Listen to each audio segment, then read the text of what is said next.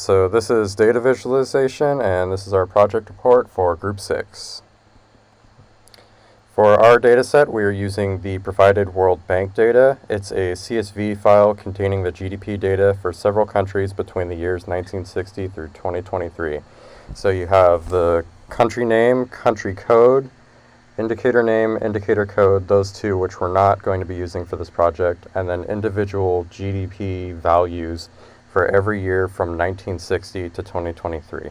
Some of these countries had missing data, which were just null boxes. We worked around that when we were implementing our visualizations, and this was courtesy of the World Bank group who did the statistical analysis for us. For data wrangling, when we got the data, it was pretty messy. There was a lot of blank boxes, things that we didn't need. So the first goal was to clean up the data. And that included removing those first 4 lines. As you can see in the first picture, there's the one with the data source, and then a blank line, last updated date, and another blank line. We wanted to remove those because after that, we can get the country name, country code as our column titles. So we remove those. We remove the indicator names and codes. As we mentioned, we didn't actually use those for this project. And at this point, we were able to just send the data into our filtering mechanisms for whatever graphical design that we wanted to implement. So part 2, I created a function that can obtain specific data for a selected country for my personal visualization. Other versions of this were created for other different visualizations, can range from just getting an array of objects including the date, the GDP, maybe the name of the country, the ranking, anything that we needed. So there were additional methods used to get arrays of years, country codes, rankings of data, and more. And at this point, the data is now ready to be used in visualizations. And so in this part, so to visualization design reasoning, so the first part is so we have 5 different design implemented. Basically, the overall goal is to be readable and efficiently answer the prompt. One example would include the interactive line graph, allows comparison of data between 2 countries. As shown on the right, you can choose, doesn't have to be China or the United States, it can be any country that you want to compare. And so the 2 lines have different colors to easily differentiate, as shown as well on the right. And it gives an effective view of how the data has changed over time. In addition, it also demonstrates the difference in growth between 2 countries.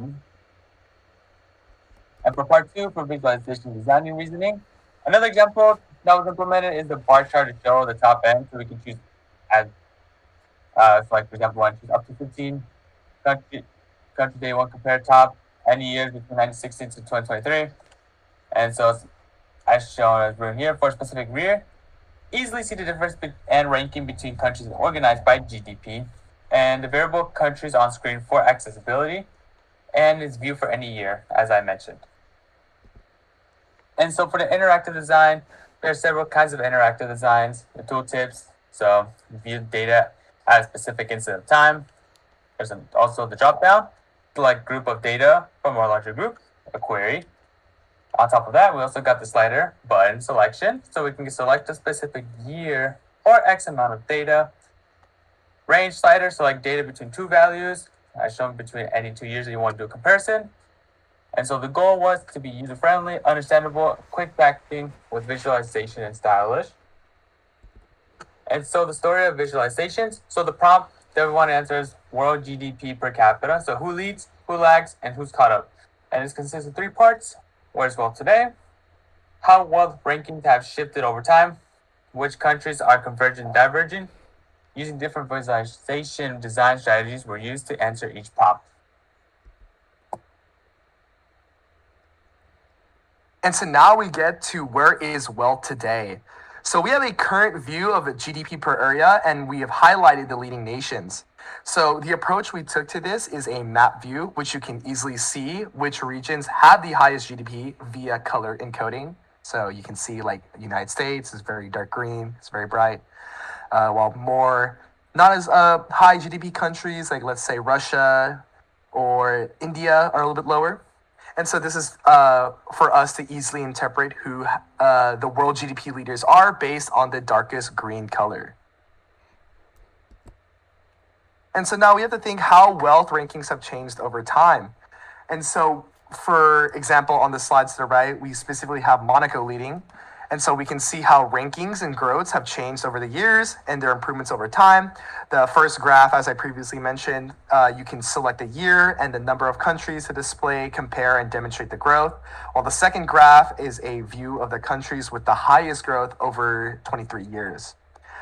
We have selective views of how the landscape is changing, as well as displaying outliers and overall demonstration of who is leading and how the landscape has changed. And so now, which countries are converging and diverging? View whether wealth gaps are widening and narrowing to help see who is catching up, or in this case, who's falling behind. The first graph on the top here is a comparison of the top 10 countries over time. I think specifically this is the 21st century. It's an easy visualization of who is overtaking and who is falling behind who. While the second graph is a line chart that more specifically compares to countries. In this case, it's going to be the US and China.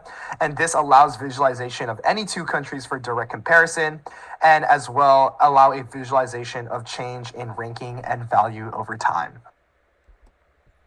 So thank you for listening to our presentation. Do any of you guys else have anything to say? That's all. Thank you, Professor. And this has been Group 6, signing out.